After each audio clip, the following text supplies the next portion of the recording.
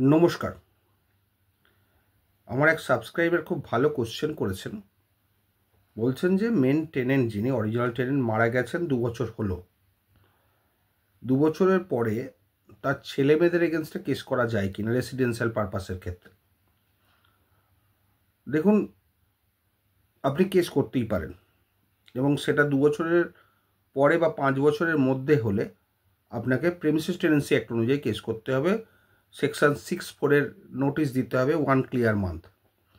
তারপর আপনার যা যা গ্রাউন্ড আছে, যেমন reasonable requirement, subtenants, nuisance annoyance, যদি টেনেন্ট ঘর ইউজ না করে দীর্ঘদিন ধরে 2 বছরের বেশি, সেটা একটা গ্রাউন্ড। টেনেন্টের যদি অল্টারনেটিভ অ্যাকোমোডেশন থাকে বা ডিফল্টার থাকে, এই গ্রাউন্ড নিয়ে আপনি সেকশন 6(4) নোটিশ দিয়ে 1 ক্লিয়ার মান্থ তারপর আপনি মামলা ফাইল করতেই পারেন, তাতে কোনো বার নেই।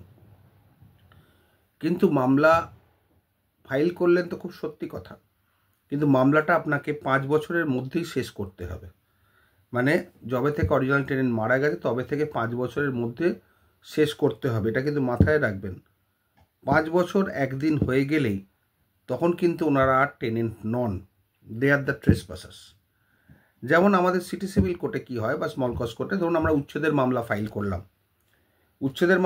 করলাম, টেনেন্ট মারা গেছে, তার ছেলে মেয়েদের এগেনস্টে যবে থেকে মারা গেল তার পরের দিন বা তার কয়েকদিন বাদ থেকে মামলা করলাম সেকশন 6(4) নোটিশ দিয়ে, বিভিন্ন গ্রাউন্ড দিয়ে। মামলাটা 5 বছরের মধ্যে যদি ডিক্রি পেয়ে যায় তাহলে কিন্তু মামলাটা ঠিক আছে, এবং অ্যাপিলও যদি হয়, টেনেন্টের ছেলেমেয়ে 5 বছর বাদেও অ্যাপিল করে ডিগ্রি পাওয়ার পরে, তাতেও কোনো অসুবিধে নেই। কিন্তু এটা মাথায় রাখবেন, সিটি সিভিল কোর্টে সাধারণত স্মল কজ কোর্টের মধ্যেই রিজেক্টমেন্ট স্যুটগুলো হয়। এবার 5 বছর অধিক হয়ে গেল, আপনার রিজেক্টমেন্ট স্যুট তখনও পেন্ডিং আছে, তাহলে কিন্তু ওই রিজেক্টমেন্ট স্যুটের আর কোনো ভ্যালু নেই। যদি রিজেক্টমেন্ট স্যুটে আপনি জিতেও যান, তাহলেও কিন্তু যে টেনেন্ট, তিনি অ্যাপিল করে বলতে পারেন যে আমার টেনেন্সি শেষ হয়ে গেছিল, আমি ট্রেসপাসার। উনি টেনেন্সি গ্রাউন্ডের মামলা করেছেন, এভিকশন অফ দ্য টেনেন্ট, সুতরাং মামলাটা লাই করবে না। সেক্ষেত্রে কিন্তু অ্যাপিলে টেনেন্ট জিতে যাবে। এই জিনিসগুলো কিন্তু মাথায় রাখবেন, খুব টেকনিক্যাল। 2G পয়েন্টটা কিন্তু খুব টেকনিক্যাল পয়েন্ট। সুতরাং আপনাকে যেটা করতে হবে, অবশ্যই যেভাবেই হোক 5 বছরের মধ্যে মামলা শেষ করে ডিগ্রি বার করতে হবে। মামলাটাতে ডিসপোজ হয় 5 বছরের মধ্যে। 5 বছর পেরিয়ে গেলেই স্মল কজ কোর্টের আর রাইটই নেই এভিকশন স্যুট শোনার, রিজেক্টমেন্ট স্যুট শোনার। কারণ 5 বছর যেই হয়ে যাচ্ছে তখন আপনারা হয়ে যাচ্ছেন ট্রেসপাসার্স, মানে টেনেন্টের ছেলেমেয়েরা, আফটার 5 ইয়ার্স। তখন সেই মামলাটা নয় সেটাকে ট্রান্সফার করে সিটি সিভিল কোর্টে আনতে হবে, অথবা সেটাকে তুলে নিয়ে ফ্রেশ সিটি সিভিল কোর্টে মামলা ফাইল করতে হবে। এবং সেটাই সবথেকে ভালো, যে ফ্রেশ মামলা ফাইল করা। কারণ স্মল কজ কোর্টের মামলা আপনি রিজেক্টমেন্ট অফ টেনেন্ট হিসেবে করেছিলেন, আর এটা হবে ট্রেসপাসার। ওই মামলা এখানে ট্রান্সফার করে আনলেও আপনাকে অ্যামেন্ডমেন্ট করতে হবে, সেটা দেরিও হবে, ঠিকমতো অ্যামেন্ডও হবে না। বেটার ওই মামলা তুলে নিয়ে ফ্রেশ মামলা ফাইল করা।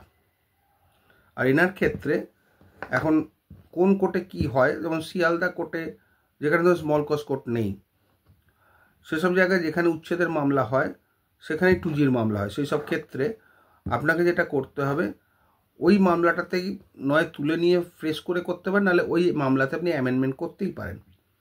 এবার অ্যামেন্ডমেন্ট করে আপনি ওখানে 2G করতে পারেন, বিভিন্ন সেকশন আপনাকে বাদ দিতে হবে, যা যা প্রেয়ার সেগুলো বাদ দিতে হবে, মানে কাম্বারসাম হয়ে যাবে।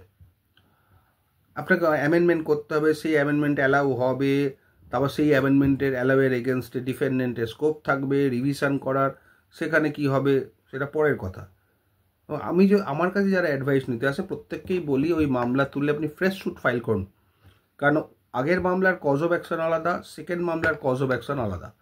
আগের মামলার কজ অফ অ্যাকশন অ্যারাইজ করেছিল সেকশন 6(4) নোটিশ দেবার 1 মাস পরে, যখন ঘর ছাড়লো না সেই সময়। আর নতুন 2G মামলার কজ অফ অ্যাকশন অ্যারাইজ করলো অরিজিনাল টেনেন্ট মারা যাবার 5 বছর বাদ থেকে কজ অফ অ্যাকশন অ্যারাইজ করে গেল। যেখানে কজ অফ অ্যাকশনই আলাদা, সেখানে ফ্রেশ স্যুট করাটাই বিধেয়।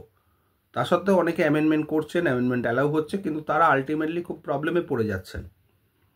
তার থেকে বেটার একদম ফ্রেশ কজ অফ অ্যাকশন দিয়ে ফ্রেশ এভিকশন স্যুট ফাইল করা, তাতে আপনার লাভ হবে, বরং ক্ষতি হবে না। কিন্তু পুরনো মামলা অ্যামেন্ড করে চালাতে গেলে তাতে কিন্তু অনেক কমপ্লিকেশন অ্যারাইজ করবে এবং পরবর্তীকালে আপনার পক্ষে মামলাটা খুব তাড়াতাড়ি শেষ করতে পারবেন না বিভিন্ন রকম কমপ্লিকেশনের জন্য। আশা করি বোঝাতে পারলাম। ভালো থাকবেন।